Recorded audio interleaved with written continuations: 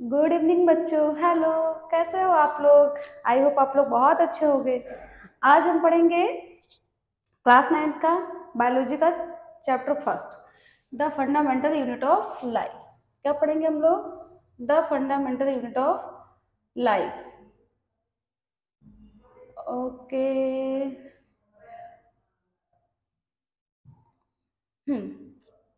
तो बच्चों हम ये पढ़ेंगे, चैप्टर का नाम आपके है the fundamental unit of life. तो the fundamental unit of life होता क्या है, पहले तो हम ये जानेंगे। The fundamental unit of life क्या होता है, पहले हमको ये जानना है, ठीक है। फंडामेंटल यूनिट ऑफ लाइफ क्या होता है? सेल होता है। क्या होता है? सेल होता है। ये तो हमको पता चल गया कि fundamental unit of life cell है। अब इस सेल को हम कई सारे नामों से जान सकते हैं। स्ट्रक्चरल यूनिट ऑफ लाइफ ये भी बोल सकते हैं। क्या बोल सकते हैं? Structural unit of life. इनको हम बोल सकते हैं बेसिक यूनिट ऑफ लाइफ, ठीक है। और एक आपके चैप्टर का नाम है फंडामेंटल यूनिट ऑफ लाइफ। तो सेल के बारे में हम बहुत डिटेल में पढ़ने से पहले कुछ इंट्रो ले लेते हैं। क्या पढ़ेंगे हम? इंट्रोडक्शन पढ़ेंगे।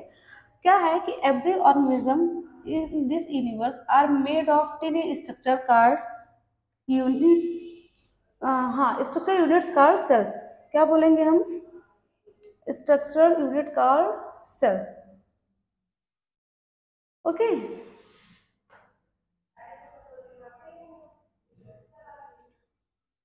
हाँ, अब हम पढ़ेंगे। हाँ, अब शुरू से पढ़ते हैं, थोड़ा सा गलती हो गया था। Every organism in this universe are made of tiny basic structural units called cells. यानी कि इस सेंटेंस का मीनिंग सीधा सीधा ये है, सिर्फ इतना कि जितने भी यूनिवर्स में ऑर्गेनिज्म है वो सब किससे बने हुए हैं? एक स्ट्रक्चरल यूनिट है, टेनी मतलब छोटा, जिसको हम क्या बोलते हैं? सेल। सेल से बने हुए हैं। अब ये तो मुझे पता चल गया कि basic unit of life cell है, structural unit of life cell है, fundamental unit of life cell है। लेकिन इस सेल को कौन ढूंढा, किसने डिस्कवरी की, क्या है ये सेल, इसके बारे में हम पढ़ेंगे। तो नेक्स्ट पॉइंट आप देखिए, cell were discovered by Robert Hooke. एक साइंटिस्ट हमारे हैं रॉबर्ट हुक, ठीक है। इन 1665, ईयर याद रखना आपको बहुत जरूरी है।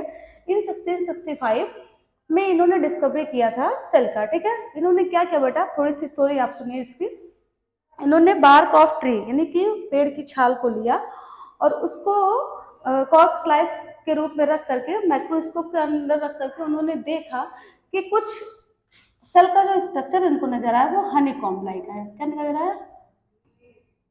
सेल का नहीं, मतलब जो उन्होंने एक्सपेरिमेंट किया बार्क ऑफ ट्री पे, उसका स्ट्रक्चर कैसा दिखा उनको? हनी कॉम्ब लाइक स्ट्रक्चर दिखा। लाइक कुछ ऐसे हम मान सकते हैं ये है, ठीक है।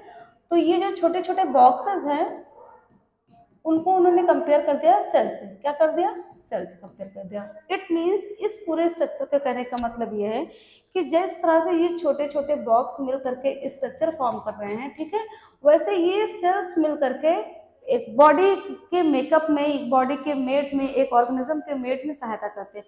सेल टू सेल ग्रुप करते हैं हम। सेल से हमारे टिश्यू बन जाते हैं, ठीक है, और टिश्यू से हमारे क्या बन जाते हैं? ऑर्गन बन जाते हैं।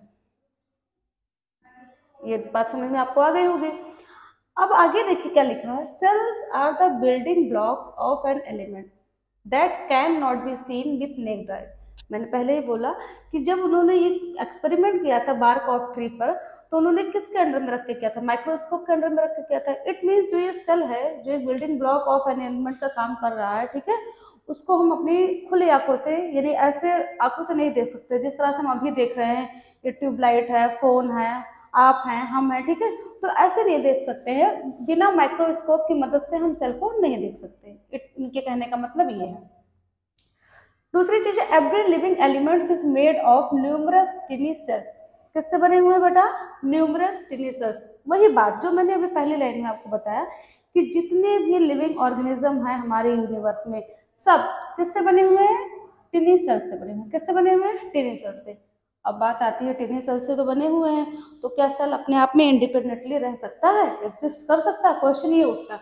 तो उस क्वेश्चन का आंसर देखिए, there are some single celled organism as well that live on their own. कहने का मतलब यह है कि हमारे यूनिवर्स में जरूरी नहीं है कि जो जितने भी ऑर्गेनिज्म है वो सब मल्टी सेलुलर हो। कुछ ऐसे भी हैं जो यूनिसेलुलर हैं, यानी वो सिंगल सेल से बने हुए हैं, ठीक है, तो वो इंडिपेंडेंटली एग्जिस्ट कर सकते हैं। इनके कहने का मतलब ये है। अब जो ये पहली लाइन हमने आपको बताया एग्जिस्ट करने वाली बात, उसी के बेस पे, यानी कि on the basis of presence of number of cells, हमने ऑर्गेनिज्म को दो पार्ट में डिवाइड कर दिया। अपने यूनिवर्स में जितने भी ऑर्गेनिज्म है उनको हमने दो पार्ट में डिवाइड कर दिया। कौन से हैं वो? यूनिसेलुलर और दूसरा है मल्टीसेलुलर। कौन से है? मल्टीसेलुलर। ओके, इतनी बात समझ में आ गई होगी आपको। अब बात आती है, दो तरह के ऑर्गेनिज्म पाए जाते हैं। कौन कौन से? यूनिसेलुलर और मल्टीसेलुलर। ठीक है, चलिए हम इसके बारे में भी जानते हैं कि यूनिसेलुलर ऑर्गेनिज्म कैसे लिव करते होंगे, लाइव करते होंगे, और मल्टीसेलुलर ऑर्गेनिज्म। तो देखिए, unicellular organism are composed of single cell. बेटा एक बात और, यूनि का मतलब कहीं भी आ जाए, बायो में ही नहीं कहीं भी, तो आप समझेंगे वन है, और मल्टी का मतलब कहीं भी आ जाए तो आप समझेंगे कि मोर देन वन है। क्या समझेंगे? More than one. तो जैसा कि नाम से लग रहा है कि यूनिसेलुलर ऑर्गेनिज्म का मतलब होता है कि ऐसा ऑर्गेनिज्म जो सिर्फ एक सिंगल सेल का बना हुआ हो। किससे? सिंगल सेल का बना हुआ हो। The single cell constitute the structure and entire function of the organism. अब वही सिंगल सेल क्या करेगा? उस ऑर्गेनिज्म का स्ट्रक्चर भी डिटरमाइन करेगा और उस ऑर्गेनिज्म के अंदर जितने भी फंक्शन होने वही परफॉर्म करेगा। इनके कहने का मतलब सिर्फ इतना। एग्जाम्पल के तौर पे हम पढ़ लेते हैं अमीबा को। पैरामीशियम भी हमारा यूनिसेलुलर ऑर्गेनिज्म है, तो अमीबा को हम पढ़ लेते हैं। Amoeba found in marine areas or area of decaying water. कहाँ पे मिलता है इसके बारे में बताया गया। Is a organism, micro organism composed of single cell. किसका बना हुआ? सिंगल सेल का। अमीबा हमने यूनिसेलुलर का एग्जांपल ले लिया, जो क्या करता है? डिटरमाइन करता है the shape of the amoeba.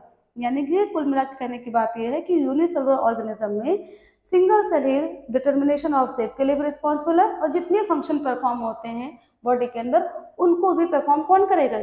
Single cell. ठीक है, अब आते हैं हम मल्टीसेलुलर ऑर्गेनिज्म। मल्टीसेलुलर ऑर्गेनिज्म का मतलब होता है कि ऐसा ऑर्गेनिज्म जो क्या हो? Composed of many cells. किससे बना हुआ हो? बहुत सारे सेल से। अब labour of performing different function is divided between the various cell in this organism. बात करने की ये है कि अगर कोई organism composed of many cells है तो जितने भी बॉडी के अंदर फंक्शन परफॉर्म हो रहे हैं उनका भी डिवाइडेशन होगा, यानी कि काम का भी डिवाइडेशन हो जाएगा। Labour of performing different function is divided, बांट दिया जाएगा सारे सेल में। ठीक है, जितनी भी वो सेल से मिलकर के बना, जिसका जिसका जो जो फंक्शन है वो परफॉर्म करेगा। सब multicellular organism have different cell. बात ये कहने की है कि मल्टीसेलुलर ऑर्गेनिज्म जरूरी नहीं है कि सेम टाइप ऑफ सेल से ही बने हो, डिफरेंट टाइप ऑफ सेल से भी बने हो सकते हैं। फॉर एग्जाम्पल हमने ह्यूमन बींग का एग्जाम्पल लिया है, different cell of different shapes and size in their body to perform different functions. ठीक है, इनके कहने का मतलब है, हमने एग्जाम्पल ह्यूमन बींग का लिया, हमारा ह्यूमन बींग कैसा? मल्टीसेलुलर ऑर्गेनिज्म है, तो यानी कि मोर देन वन सेल से बना हुआ होगा। जिनके सेल्स जो होंगे वो डिफरेंट शेप्स के होंगे और डिफरेंट साइज के होंगे। जैसे एग्जांपल ह्यूमन बीइंग में नर्व सेल्स पाए जाते हैं, उनका शेप कुछ और है। ओवम पाया जाता है फीमेल में, उनका शेप कुछ और है। बोन सेल्स होती हैं, उनका शेप कुछ और है।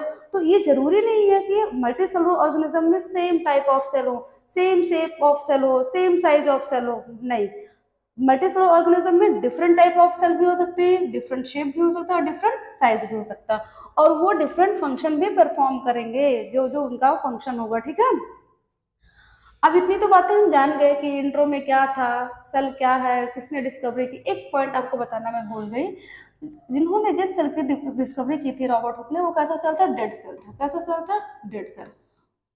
ये भी पूछा जाता है क्वेश्चन में कि हु डिस्कवर्ड डेड सेल्स, तो आप रॉबर्ट हुक आंसर दे सकते हैं। बात आती है लिविंग सेल की डिस्कवरी किसने की। लिविंग सेल की डिस्कवरी किसने की? तो इसकी की थी एक साइंटिस्ट है, ल्यूवेन हॉक।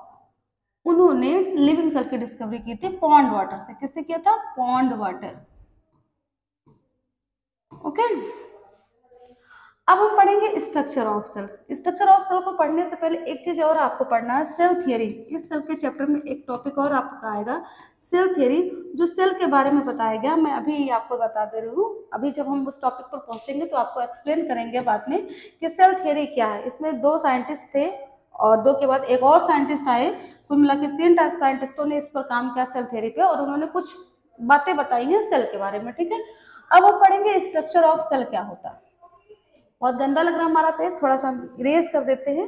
ठीक है, स्ट्रक्चर ऑफ सेल क्या होता है हमको ये पढ़ना। ठीक है, अब बात आती है बेटा, ये जो पहली लाइन लिखी है, cells are made up of component called cell organelles. आप इमेजिन करो, ह्यूमन बीइंग की बॉडी होती है, तो ह्यूमन बीइंग के अंदर बहुत सारे ऑर्गन्स पाए जाते हैं, किडनी है, लंग्स है, सबका अपना अलग अलग फंक्शन है, ठीक है।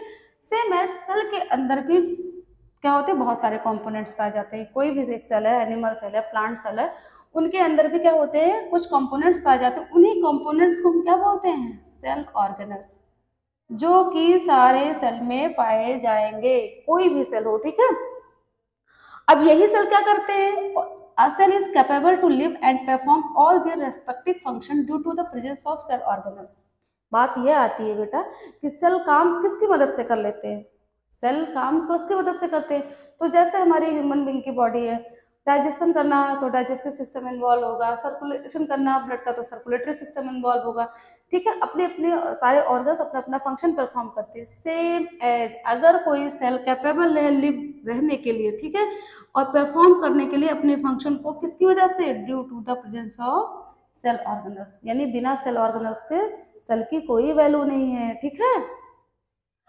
All cells have the same organelles irrespective of their function and organism they are found in, that is let it be a bone cells or a nerve cells or any cells। मैंने पहले ही इस line में बोला है कि कोई भी cell होगा, बोन सेल है एग्जाम्पल के तौर पे लिया गया, नर्व सेल्स है, प्लांट सेल्स है, एनिमल सेल्स है, ये सारे सेम ऑर्गेनल्स उसमें पाए जाएंगे, ओके। ठीक है, इतनी बात समझ में आ गई।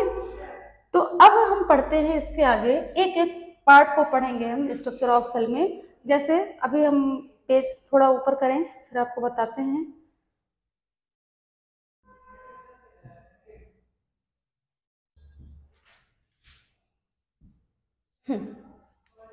देखो बेटा,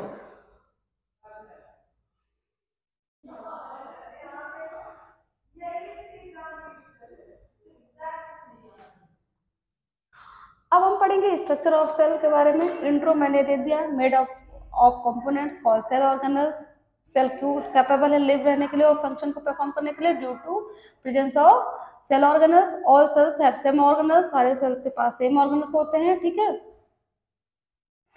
किसके रिस्पेक्ट में, उनके अपने फंक्शन के रिस्पेक्ट में, और organism they are found in, ठीक है। अब ये देखिए, कोई सेल का स्ट्रक्चर दिया, ये एक सेल का स्ट्रक्चर है जिसमें यही पार्ट्स ऑफ सेल पाए जाते हैं अंदर में। जैसे देखिए यहाँ पे स्मॉल मेम्ब्रेनस वेसिकल्स लिखे हैं, स्मूथ एंडोप्लाज्मिक रेटिकुलम का मतलब हो गया SER, अगर शॉर्ट फॉर्म में लिख करके आता है तो आप लोग को घबराने की जरूरत नहीं है। न्यूक्लियस का प्रेजेंस होना कंपलसरी है। रफ एंडोप्लाज्मिक रेटिकुलम RER, ये सब एंडोप्लाज्मिक रेटिकुलम के दो टाइप हैं। Golgi body, Golgi vessels, cytoplasm, ये सब अभी आप आगे एक एक करके सारे पार्ट्स ऑफ सेल्स को पढ़ेंगे, ठीक है, स्टडी करेंगे। क्लोरोप्लास्ट, वैक्यूल्स, ठीक है, ये सब क्या है, पार्ट्स ऑफ सेल्स। जैसे पार्ट्स ऑफ बॉडी होते हैं वैसे पार्ट्स ऑफ सेल होते हैं, ठीक है। अब देखिए यहाँ पे है एक सेल वॉल लिखा हुआ, आप चाहो तो नोट भी कर सकते हो, ठीक है, आपको याद रखने में मदद करेगा ये पार्ट्स ऑफ सेल। सबसे बड़ी चीज ये है कि आपको कॉम्पिटेटिव एग्जाम में बहुत ही हेल्प करेगा ये cell wall, plasma membrane, nucleus, cytoplasm, ठीक है।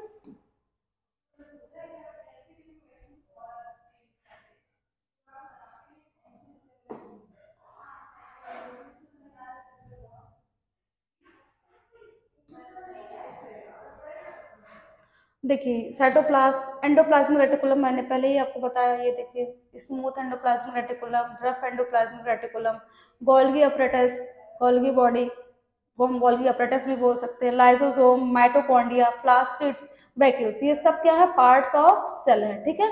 अब हम सबसे पहले पढ़ेंगे प्लाज्मा मेम्ब्रेन को, structure of cell. Cell theory का जिक्र मैंने इसके पहले किया था, जो कि मैं अभी वहां तक पहुंचते पहुंचते आपको बताऊंगी, और सेल थ्योरी बहुत इंपॉर्टेंट टॉपिक है, ठीक है। तो अब पहले हम पढ़ते हैं plasma membrane. Plasma membrane is the outer most layer in cells. जैसे घर बनती है तो घर के चारों तरफ एक बाउंड्री होती है, सेम ऐसे ही समझ लो कि ये क्या है, आउटर मोस्ट लेयर है, बाहर का लेयर है, ठीक है। मान लीजिए ये है, और उसके बाहर के लेयर को हम क्या बोलेंगे, outer most layer of cell, जिसका नाम क्या रहेगा, प्लाज्मा मेम्ब्रेन। जैसे इस डायग्राम में हम आपको दिखा सकते हैं,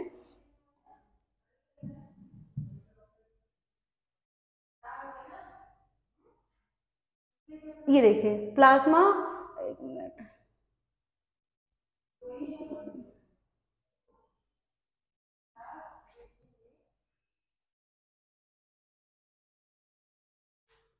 ये आप देख रहे हैं प्लाज्मा मेम्ब्रेन, ये देखिए, ये पोर्शन आप देख रहे हैं येलोइश कलर वाला, ये है प्लाज्मा मेम्ब्रेन। ठीक है, तो अब हम प्लाज्मा मेम्ब्रेन के बारे में पढ़ते हैं। Plasma membrane is the outer most layer of cell.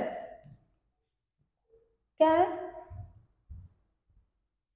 Plasma membrane is the outer most layer of cell. ठीक है, इट सेपरेट्स, बेटा ये फंक्शन है, ये क्या है, ये तो बताते हैं कि प्लाज्मा मेम्ब्रेन क्या होता है, ये इसका फंक्शन है। It separates the content of cell from their external environment. क्या करता है? सेपरेशन का काम करता है, कंटेंट ऑफ सेल को सेपरेशन का काम करता है फ्रॉम दियर एक्सटर्नल एनवायरनमेंट, अपने बाहर वाले एनवायरनमेंट से। ये सेल है, इसके बाहर वाले एनवायरनमेंट से किसका काम करेगा? ये सेपरेशन का काम करेगा। ठीक है, इट अलाउज, फंक्शन, ये भी फंक्शन है, क्या है इसका? काम है, लिखा पूछा जा सकता है फंक्शन ऑफ प्लाज्मा मेम्ब्रेन।